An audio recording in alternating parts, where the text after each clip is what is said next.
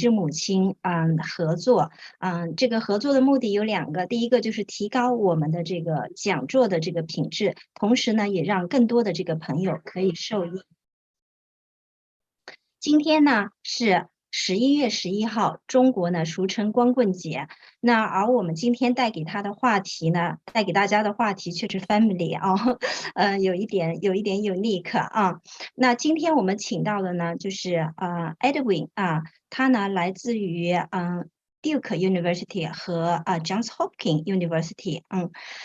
我们曾在这个托尔泰斯的小说中讲到，安娜卡列琳娜的开头是这么讲的：幸福的家庭都是相似的，而不幸的家庭呢各有不幸。如果真的是这样，那无论性格差异如何，所有的家庭必须遵循类似的过程来营造和谐的气氛。所以我们今天带给大家的这个话题呢，就是一个 family 的一个话题。We are so honored to have Mr. Edwin Zhao to give a speech. He has a degree from Duke University and Johns Hopkins University.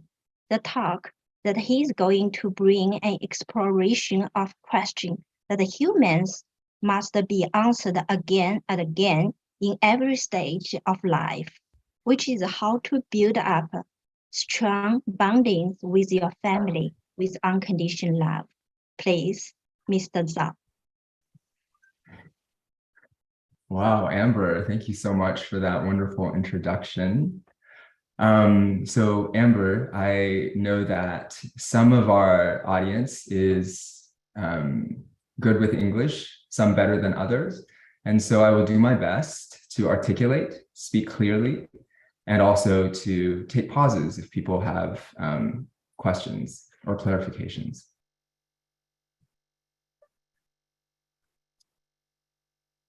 So, can everyone see my slides? Yes, we can. Okay, so we will be in conversation this hour. As I said, I will be speaking in English and I will go slowly. So help me by raising your hand if you would like something repeated. You also have the option of typing a question into the chat. So I've intentionally kept this slide simple because I'd like to ask questions and I'd like for this conversation to help spur some reflections. So using our imaginations, bringing our own ideas of family to this conversation. And my goal for this talk is to leave you with one skill that you can go and practice with your family and that you can experiment with in your own life. So the first question is, how do you do family? It's an interesting question, right? We all have families, but how do we do family? So some of the things that we might do are have conversations over dinner. Maybe there's an occasional call, maybe a weekly call or a Zoom, or maybe there's updates on WeChat. So just think to yourself, how is it that your family does family? And bring their presence into the room. Now, I want to bring another question, which is, what are some likely life events? And so you see down at the bottom, there's a blue chat icon. So whenever the chat icon comes up, I encourage you to just type in your own feedback, your own thoughts, right? What are some events that are likely to happen throughout the course of someone's life? So some of those may be marriage or parenthood, retirement, right? A person goes through many stages in their life. And as a family, we go through those together. If you want to test out the chat function, go ahead and type in 1 or 2 things.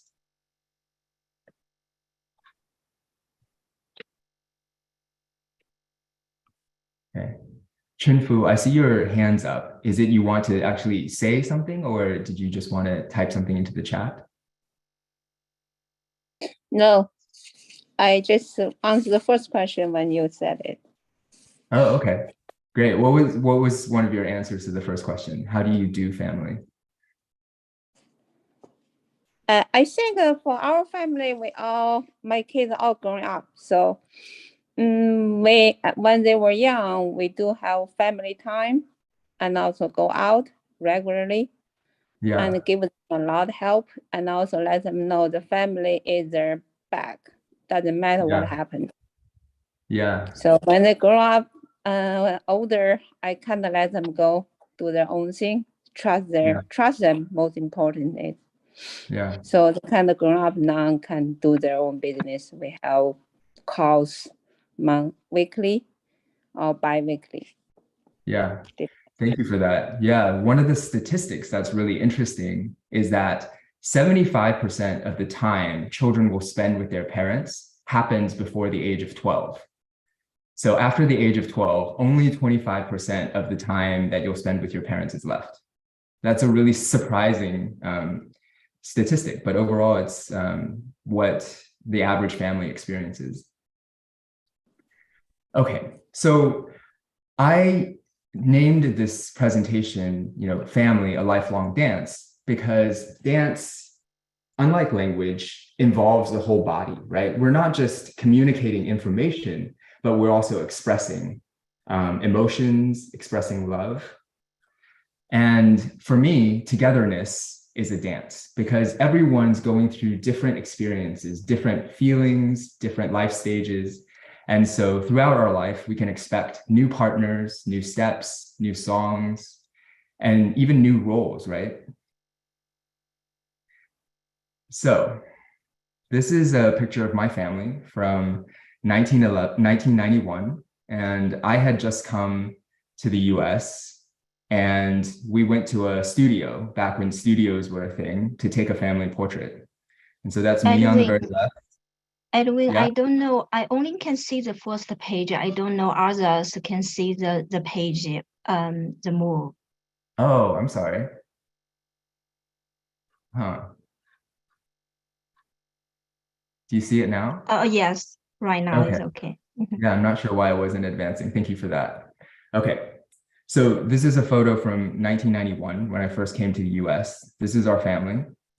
And I just look at this photo nowadays and I think about how these people could never have imagined what the coming 20 years would bring, right? And so the question is, how do people prepare for a future that's unpredictable? Okay, so before we continue in the conversation, I'd like to ask for your listening. You don't owe it to me, and it's a gift. So I'm just asking for your listening now. Again, if you have questions, please type it into the chat and I will try to address those at the end. And then one more thing is when I have things underlined on the PowerPoint, that means that it's a take-home message or a 要点. Okay, so a little bit about me, right? My name is Edwin Zhao, or Zhao Yixin. I was born in Fuzhou and I grew up in Atlanta, Georgia. And I currently live in Washington, D.C. with my partner of 5 years. So my mom is a regular attendee of the salon and she has a great time here. And I'm very grateful to the organizers for putting this together every Friday in such a rich tradition. And then the last thing I want to mention is another important fact. And that fact is always changing. And that fact is my mood, my 情绪. So right now I can feel a little bit of buzziness in my chest and even some sensation behind my ear. And I'm calling it excitement because I'm here to present to you. And also, right, I could call it nervousness because there's, things happening in my body when I'm speaking to a group of people. So I'm just letting you know that I'm in a mood as well as I'm speaking to you. So who am I and why am I qualified to speak about family? I am a coach for emotional fitness. And so I want to talk about the two parts. So the first part, emotions. Emotions are what show up in our bodies to call us to action, right? How do we know something needs to take place? It's because we feel something. So on the one hand, if we don't have an awareness that emotions are taking place, we could be very reactive, right? Always trying to fix something or get something into place, right? In Chinese, we would call this a 反应, almost like a reflex. We don't really think about it. But with awareness and observation, so emotions can actually call us to respond with presence. So 回答, like taking a moment to actually respond rather than react.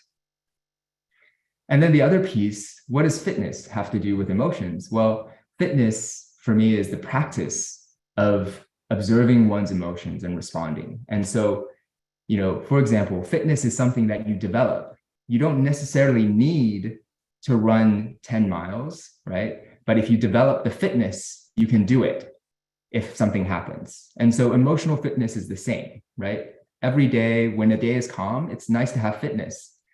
But when something happens, right? Something surprising happens, that fitness is going to support you. And so that's why I think emotional fitness is such an important thing to practice in life. And the last thing I'll say about that is just that I'm not a counselor, I'm not a psychologist or a therapist or a fixer. What I do is I teach others to do for themselves. I teach others to practice observing emotions. Okay, so you saw a picture of my family before, right? But everybody smiles in a photo very beautifully. We don't know what's actually happening behind the scenes. So I'm going to let you in on a secret. In my 20s, so right now I'm 38, but in my 20s, when I was graduating from college and getting my first job, I used to call my parents once a week for 20 minutes. I felt that this was my responsibility and I was going to do it every week. The only problem is when I called them, I would already be kind of ready to hang up the phone, kind of irritated. They're asking like, oh, did you eat? Are you, sleeping? Are you driving? And I'm like, well, mom, like ask me something that I care about, or like ask me about me, and both sides, right, were a little frustrated from those 20-minute conversations. But because, we say, oh, we're family, this is something we should do. Those conversations happened regularly every week. So you see here, I wrote out 20 minutes times 42 weeks. That's the number of weeks in a year, times 10 years. That's 140 hours of having the same frustrated conversation.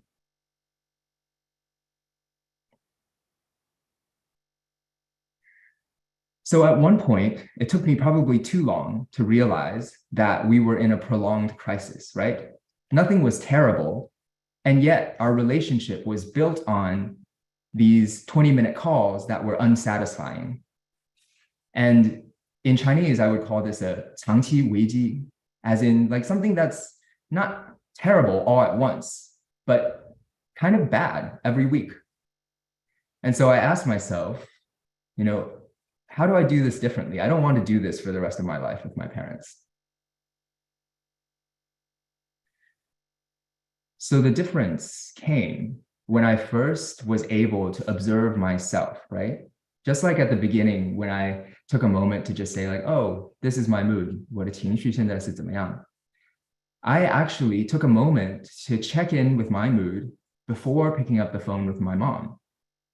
And I noticed that when I would see her caller ID come up on my phone, I would already furrow my brow like this. And so when I picked up the phone, I was already ready to have that conversation I didn't want.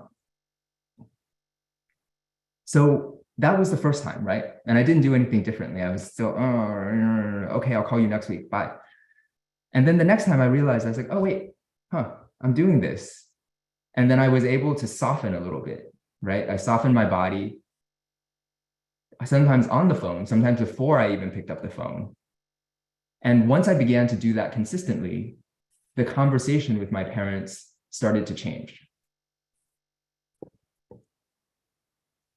So let me take a pause and ask you, how are you in your body now, right? As you're listening to me, what are the sensations that are showing up in your body? What do you notice?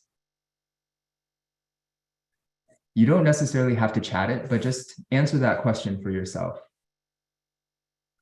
Do you notice maybe some face sensation? Do you notice anything in your gut? Do you notice anything in your shoulders? Have a look around.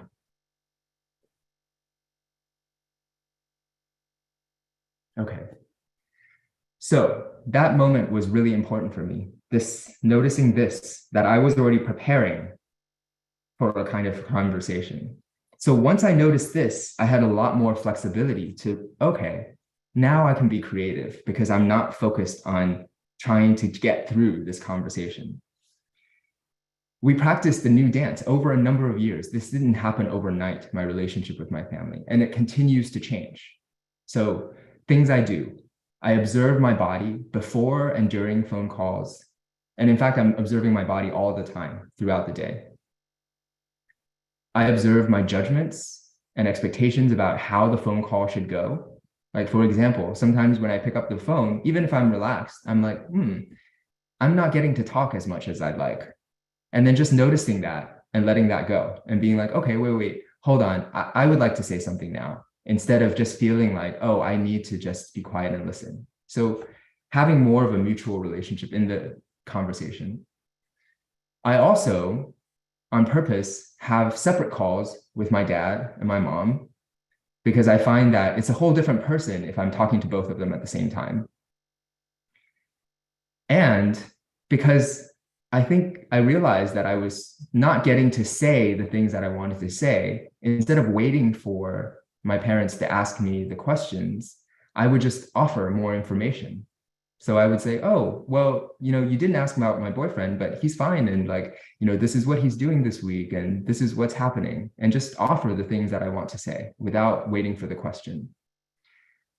So I no longer call when I feel like I should.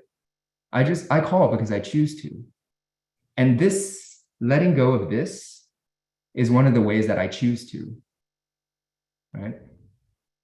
So the bottom line here, the 要点, is everything began with noticing that I was part of the situation. I was co-creating the situation. Okay, so what do I mean by co-creating the situation? So imagine, right? You're on the left, 我, and then there's 他人 on the other side. And a situation is actually what happens in between. So if you're the color green and the other person is the color yellow, right? All you have to do is change yourself in order to change the situation. So if you turn from green to red, then the situation becomes orange instead of blue, right? Oftentimes we get into thinking that we need the other person to change in order for the situation to change. But the problem is that we can't control the other person. We can only control ourselves.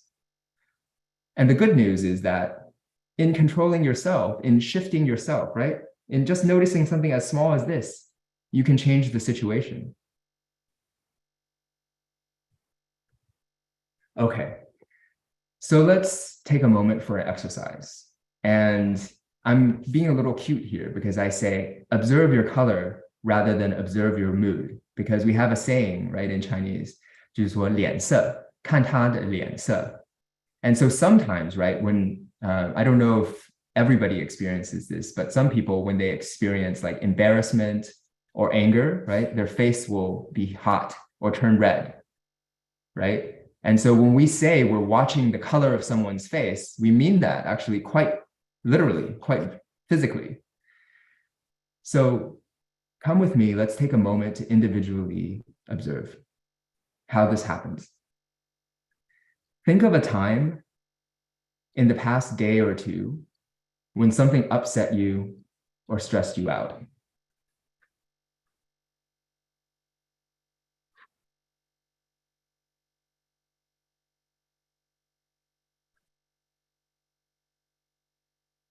So where were you?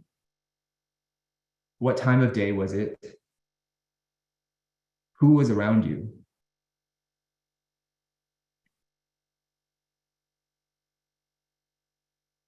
Chenfu, I see your hand is still up. Maybe we can get to that question later, but I hope you're able to participate with this exercise. Does everybody have a moment? Right? These things come and go all the time. But see if you can recall a moment from the past day where something upset you or made you angry. So take that moment and look about 5 minutes before that moment or 10 minutes before that moment. How were you before? Were you relatively peaceful, or was something else already going on?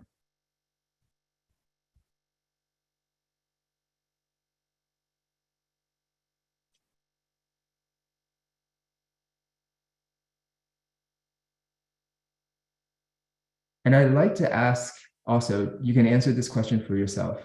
Well, what was the thing that actually happened, right? Did somebody make sounds out of their mouth? Did something show up on your light box or your phone, right? Did you see an email? Or maybe you remembered something that you forgot. Chenfu, would you like to speak? Do you want to share a little bit about your moment?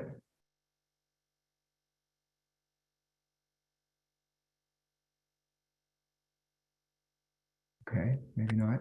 Oh, there you are. Hi. Oh, yes. So I think for me, it's right now, it's just myself around the house. So I kind of quiet. Nothing changed to me. Yeah. No, I mean, like when you remember, right, in the past day or two, like yesterday or the day before, was there a moment where something upset you or stressed you out? Not really, actually. I'm working from home, have a meeting, so those things doesn't bother me much anymore to the age. Okay. Mhm. Well, maybe even before that, or, you know, when I say like upset or stressed you out, sometimes we think, oh, like I'm getting angry or like, but sometimes it could also be, you know, you hear something or you remember something and you're like, oh, yeah, that again, right? That I also would consider an upset. Anything like that? I think it happens sometimes, not really often, to tell you the truth for me. It kind of quiet to me. Most time I just keep quiet, even I'm talking kind of emotionally, it's under control, basically. Okay. Well, good on you. Good on you. Yeah. So nonetheless, for those of us who are still following along and have that moment from the past day or so, right? Once you identify that moment of like, oh, something happened where like I noticed a shift in myself, ask yourself, what were the sensations that came with that? And some of us may know, right? Like I already talked about my forehead because this is one of something that I'm familiar with now. And some of us may have shoulder tightness that they feel during the day, or, you know, when something is happening, we may be holding our breath.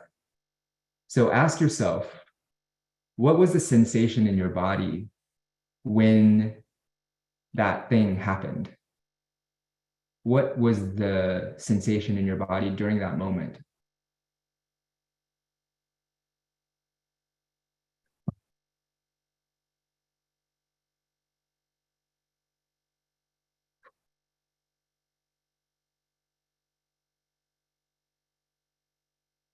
And then from that moment, I want to ask, how did you get out of it, right? So like, you know, things happen and sometimes we're upset, right? What do you already know that you do to get out of the upset? Some people go for a walk, some people take a cold shower, some people go for a drive, right? We all have some sort of strategy. Otherwise, we wouldn't be here right now. We would just be upset all the time and very unpleasant to be around.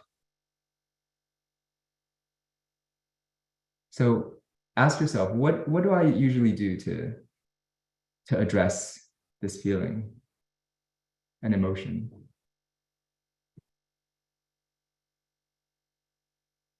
And maybe it hasn't been addressed, right? If you're looking back to this moment right now and bringing it to your body, and you're noticing that, oh, I'm still quite upset.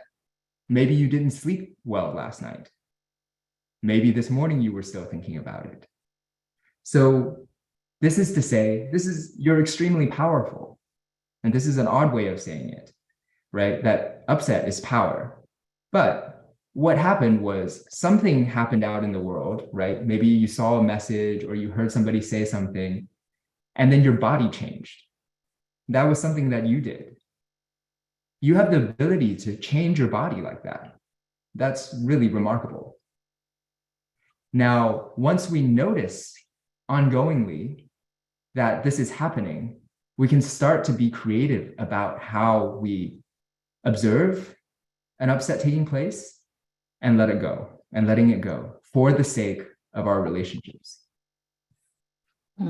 Edwin, I just remind you that there are some, in fact, writings in the chat book. Oh, yeah. Chat books. So I wonder that if you want to read that or not. In This fact, would be a people tell great some time answers. This would be a great time to pop over there. Thank you for that. Mhm.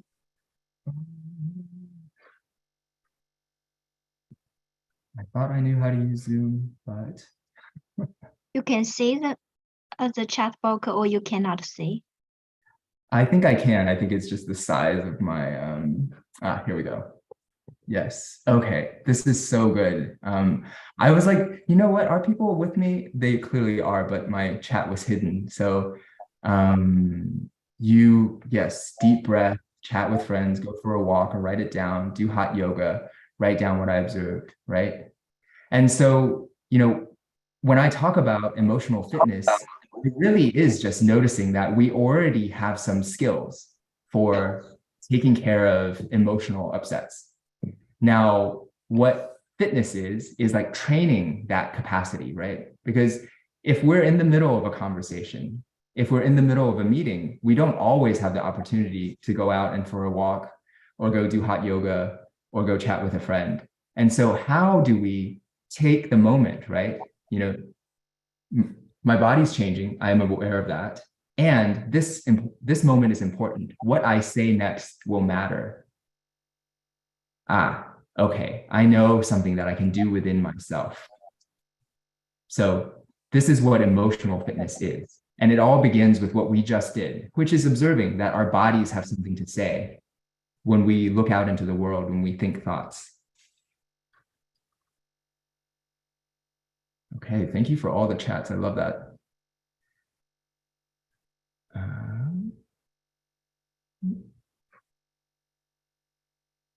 Did I pop out of the slideshow? Okay. Good. Okay. And we're back. So that was just a simple exercise to recognize that, emotions are not abstract. Emotions are very physical, and our bodies reflect the emotions. So when we tell stories, our bodies participate. Okay. Next.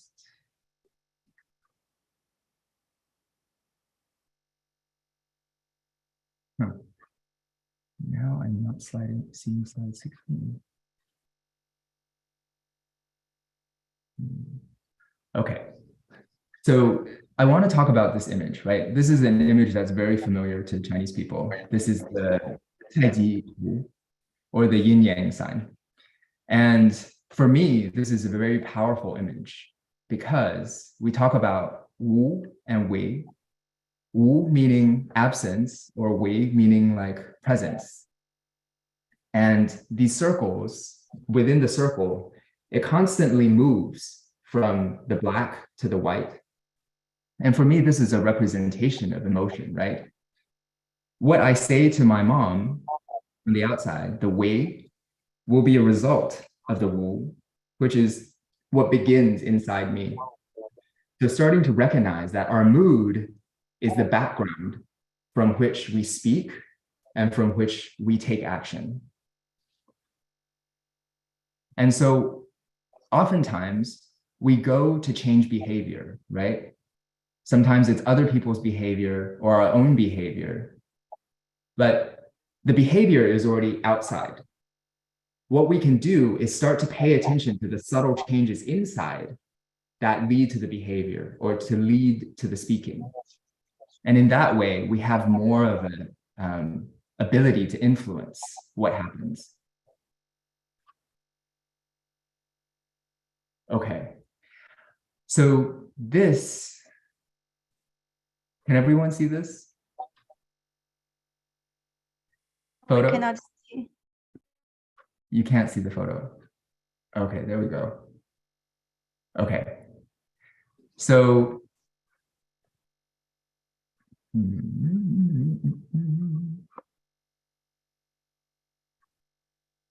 give me 1 second. So right now I can see the picture of your family. That's the Okay, page great. it show up. That's great. Okay, so this is a photo from 2022. That's more than 20 years after the photo I showed you before. And a lot of life has happened in between. And I titled this photo Grace, Not Perfection, because grace in English refers to a simple elegance, a refinement of movement, right? Like dancers are graceful. But grace also refers to thankfulness and goodwill, which is something that we bring to our family by observing ourselves in relationship. So we don't strive to be perfect, but we're constantly inventing new ways to be with one another.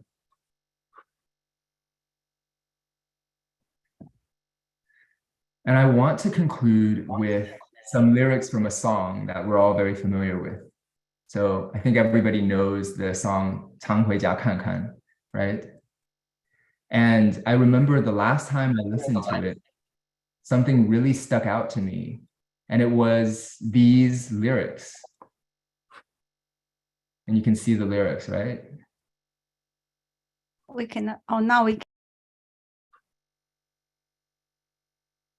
So it says, 老人不图儿女为家做多大贡献呀，一辈子不容易，就图个团团圆圆。And then again later, 平平安安. So, we all want our children to be successful and go to the best colleges and, to get great jobs, high-paying jobs, receive a lot of recognition. And I think this message is very old and very true, that at the end of the day, what we want is for peace and harmony in the family. And if that's true, there's work, right? And there's a process. It's not, we have a family and therefore it exists. Family is a dance, and it requires each of us to move and notice ourselves, our own bodies, in the dance. Okay. So I'll say a little more about who I coach. This is a common question for me. For me, I'm willing to coach anyone who's willing to work to live more fully in relationship. So that's within a family, within a partnership, and also organizations, right? And one opportunity to connect to me that I want to talk about briefly is just that I will be offering a 12-week skills-based workshop for young adults this December. And it's only going to be 6 participants. I'm going to keep it small. But I think there's a juicy conversation to be had about college admissions. What does it mean to go after your dreams? How do you manage stress and social anxiety? A person's physical health? How do you focus? And then this realm of friendship and dating that's constantly evolving and is showing up new, perhaps, for someone leaving home for the first time. And finally, the whole topic of our discussion, which is intergenerational communication, right? My parents grew up in a very different environment than I did, and I have lived a very different life than they, and yet we can sit down and exchange views and respect each other's perspectives, and that's taken a lot of work. Okay. So I'm going to leave the remainder of the time for questions, but I'll go ahead and leave my contact information up here, and Amber can also just send this out to the group afterwards. I will. Okay, I'm going to take a look at the questions, but Amber, did you see any questions pop up that would be a first? Yeah, I see the first question. It's your name and email address, appointment like this, right? Yes, yeah. What is your question? Oh, actually, my question was, I was just scrolling through the chat to see if there are any questions from before that I can answer. But anyone can feel free to either unmute their mics and just ask their questions in English or Chinese, or they can chat something into the chat. And I have a question. Okay, please.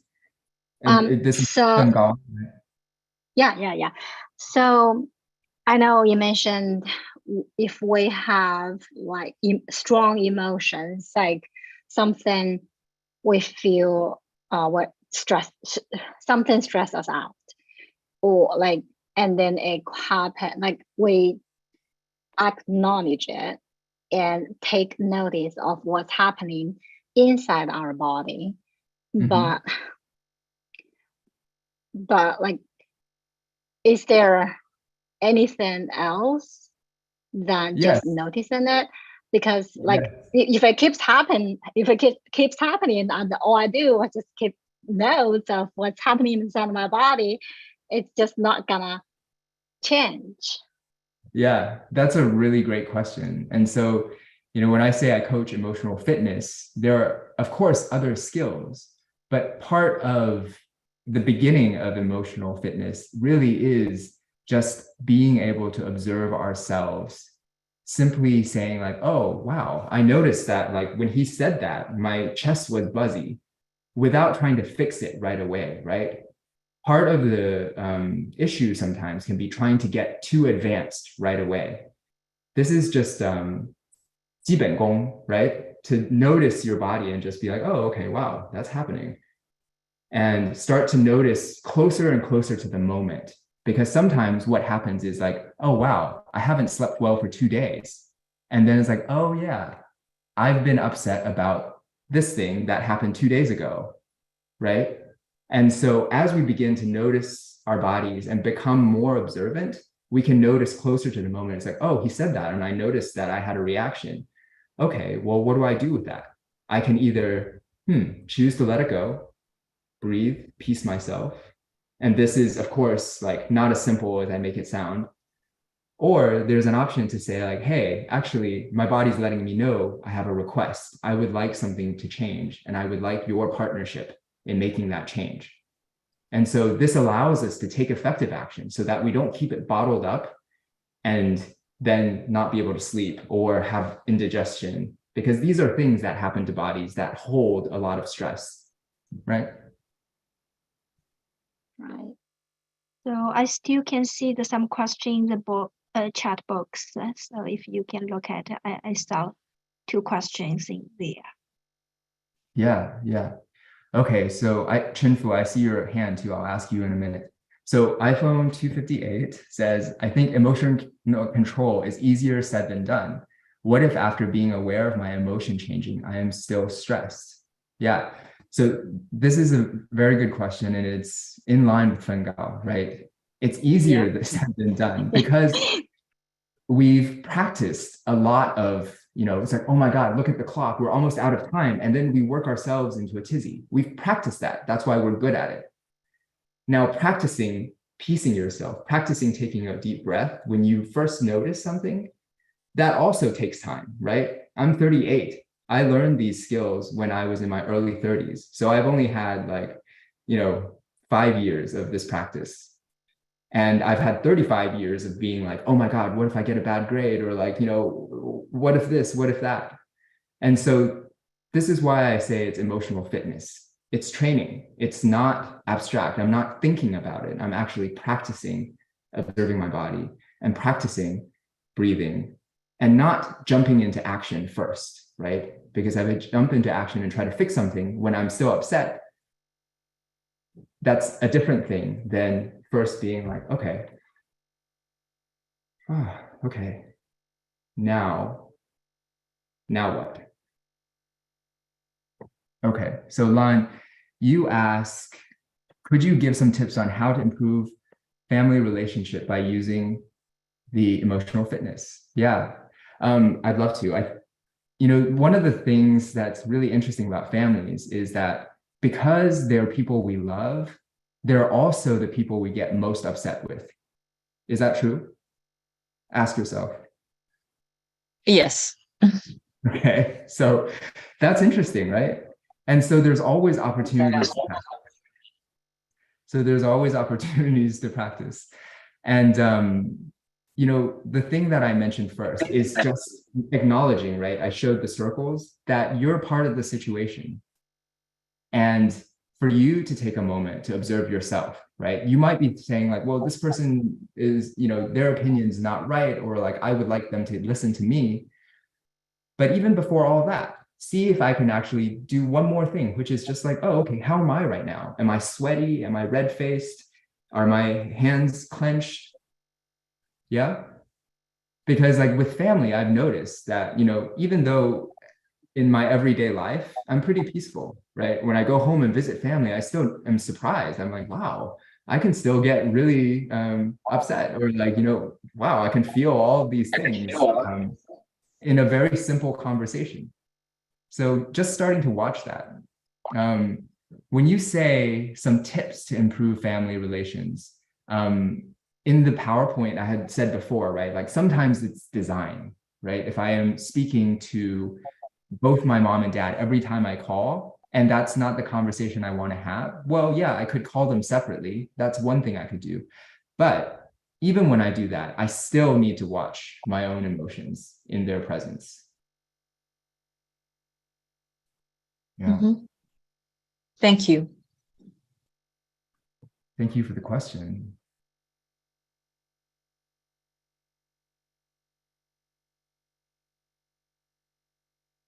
I don't want to make this seem easy, right? Because like, that's what, I'm not here to say running 10 miles is easy.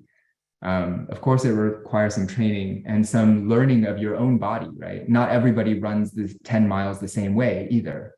And so the practice of observing your body and starting to learn other skills like, oh, you had asked about other tips, but these are not tips, these are skills, because they have to be practiced in order to be effective. So like another skill I could put out there is flexible listening, right? We all have different kinds of listening that we already are aware of.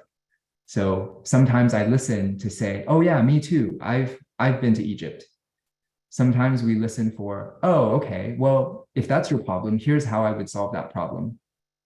And sometimes we listen for, oh man, that feels terrible. Like, like I can't even imagine that, or like empathizing, right? So all these different types of listening. So if we practice noticing and listening flexibly, the conversation changes as well. So it's not quite a tip because it's something that also needs to be practiced. It's not something that's obvious or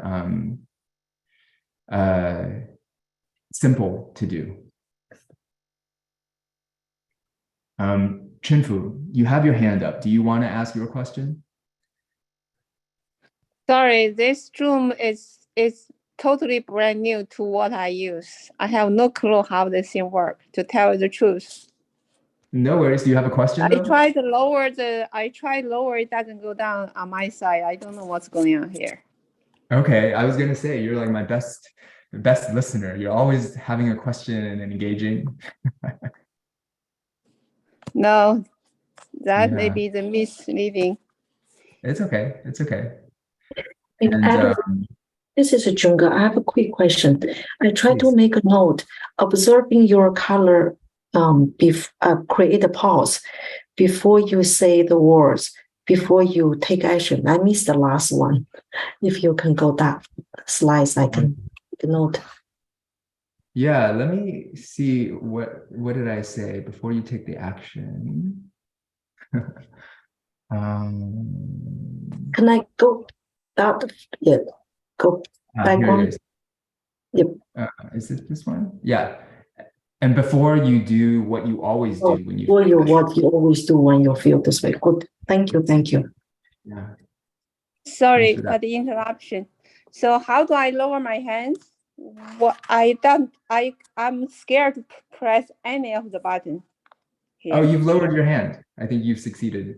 Just press the original one. Yeah, no, you've done it. I don't see the hand anymore. So I don't know what happened. To tell the truth, somebody help. You did it. Thank you. You did it. Yeah.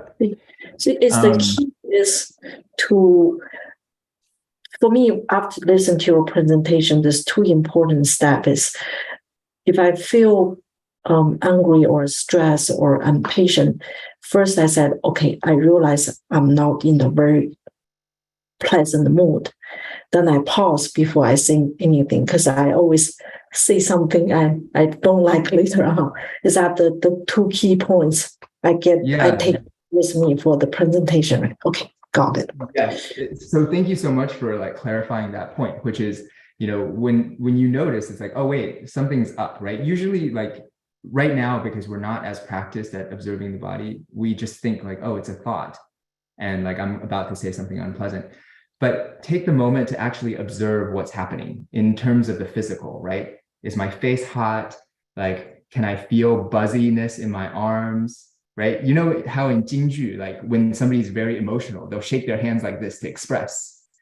And sometimes that really does happen in our body. We start to shake.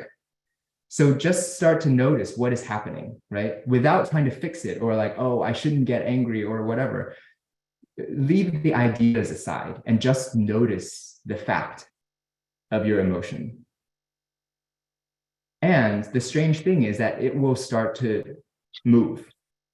It won't be stuck if you don't try to kind of fix it in the moment. Just noticing already changes what's happening, right? You're putting your attention on your physicality.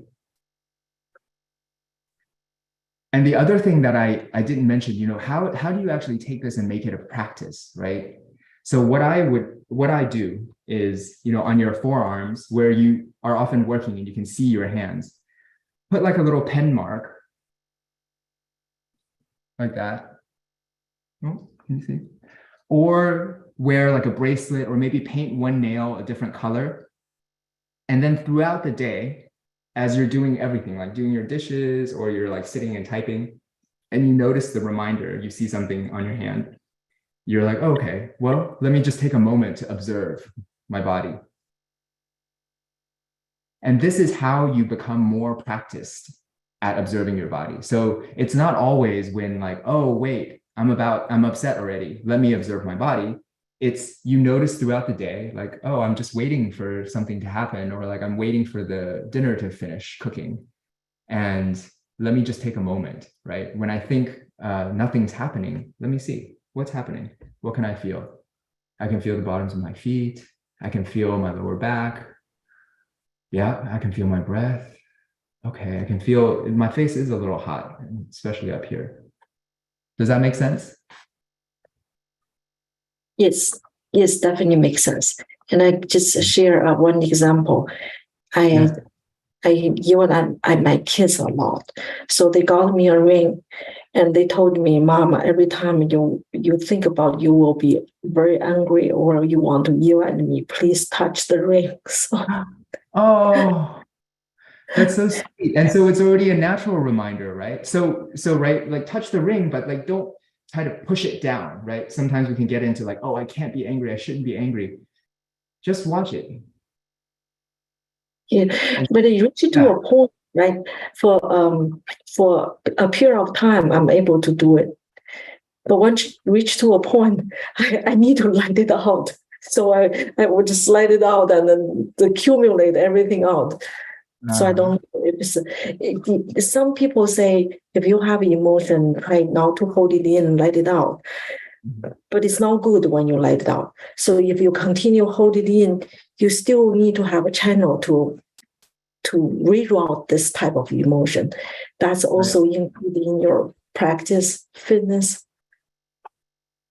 Yeah, that's absolutely true. So the one thing that I would counsel you on is that the ring, don't just touch it when you know you're angry, right? When you see the ring on at any given time during the day, even when you're peaceful, right? Or it's like, oh, nothing's happening, everything's normal. get into the practice, the habit of observing your body, so that when you have a little upset, right, when it's just small, you can already practice letting it go. Because in English, right, people say, at the end of the day, I really need to decompress. Like they've pressed themselves together so much that they finally need to decompress. But the idea of practicing with a reminder, right, is that throughout the day, you have, you know, little things are happening. You're always observing and decompressing, so that it's not at the end of the day, you've got one big thing to decompress and let go of. Yes, and that's the fitness, and that's the practice. Good point. Thank you. Yeah, thank you for sharing that example. And this is really sweet. My brother has asked me some questions. He's also joined this meeting. So Kenny says, how do you find the willpower to change yourself in a relationship where someone seems unwilling to change themselves for you? Yeah, I mean, this is what we talked about in terms of the Venn diagram, right? We will never be able to directly control someone else. And to my mind, we can never directly control our behaviors or our words either, because it's already too big, it's already outside, right? But we have an opportunity, if we can watch ourselves starting to go there, right? When it's small, when the upset is small. And again, with the diagram, is the situation, again, is in the middle. So if I find the capacity to change myself, the situation does change. And of course, there may be other skills like listening that may come into practice, or making of requests, or giving acknowledgements, or noticing that we're being drugged by words.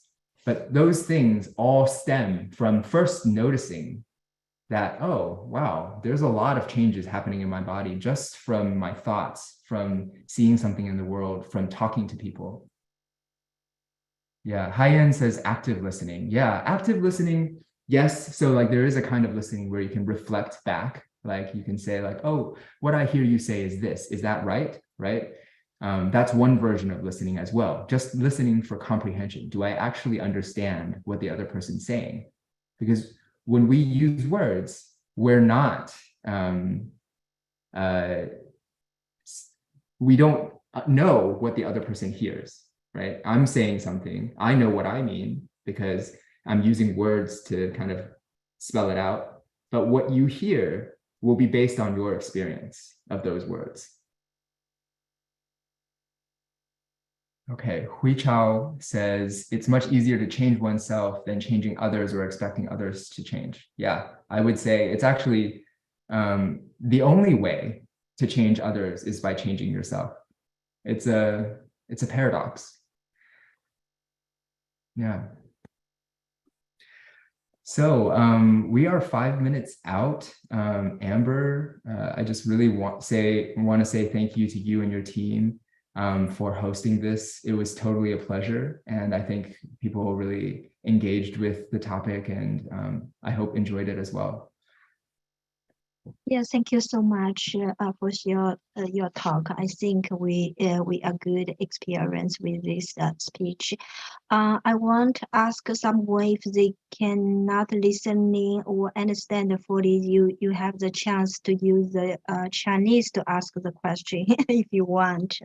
Yes, absolutely. 就是我想跟大家说晚上好，因为我们赵先生他也是会讲中文，但是还是英文比较 comfortable， 所以我们今天的话是以英文为主，但是的话也不排除就是可以用中文问问题。我不知道在线的有没有想用母语再讲得更清晰一点问问题我可以帮你翻译，或者就是一起帮你回答问题。Yeah.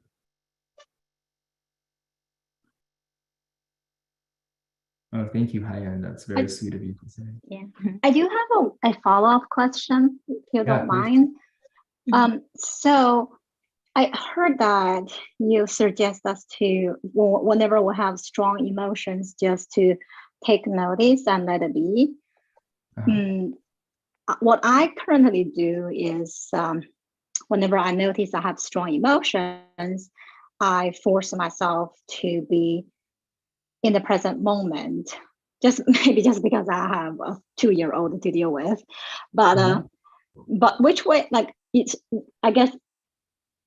Can you? So should I just take notice? I'm not sure, like how exactly picture. If I just I notice I have strong emotions. I'm just let it be intel. I think your question is like what to do with it. And is it better? Yes, is it better just after I notice, like, okay, because what I currently do is I just force myself to bring my attention to present moment or whatever I'm supposed to do. Other than just let myself. You actually use your there. senses. How do you do that specifically? Like when you say force yourself to be present, what do you do actually? Like, do you notice, so for example, smell or touch or see or hear? Yeah, sometimes it's easier than so sometimes. So for example, I like there's some when I was spending time with my son, sitting on the couch, and then all of a sudden something popped up in my mind, which was upsetting. And then I said, oh, I noticed that. And then I just, I'm supposed to be spending time with my 2-year-old and then focus on him. So I just force myself to be what I'm supposed to do at the present moment. But I feel that my thoughts that never get addressed. Yes. So, right. Like, I think when you notice the upset, right? Like, yes, one thing is like, is there something to do now? Is there something that I can do now? Oh, I'm in the middle of changing my son. No, let me get present to doing that. And I can let that go for the time being.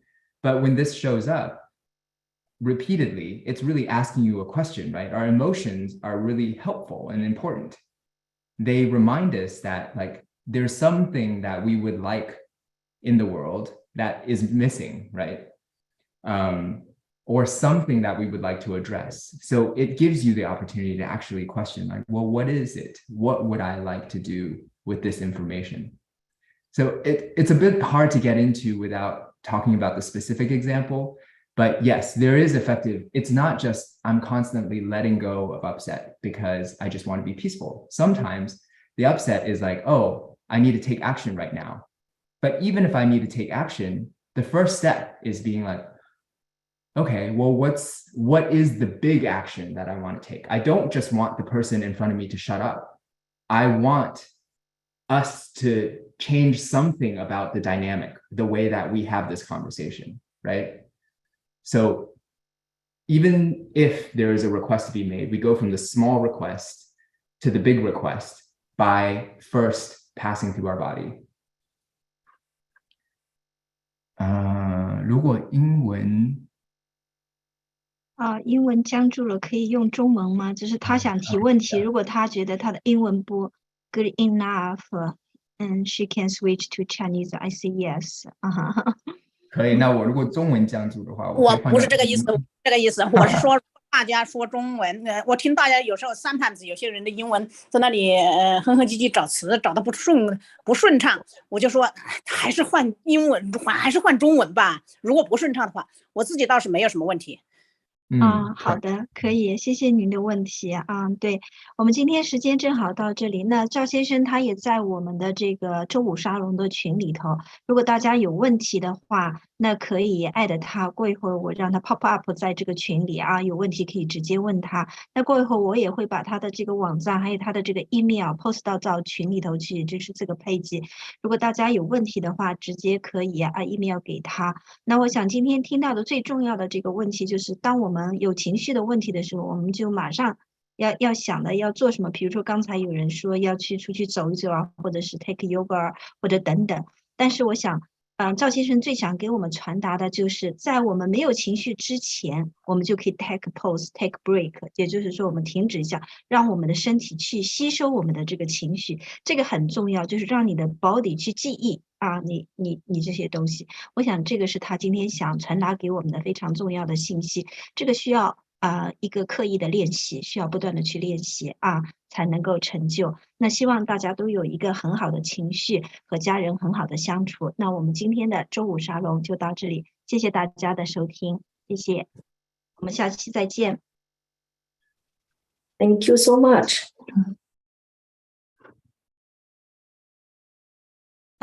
新加坡的朋友，你把这个 Zoom stop 一下，王烨。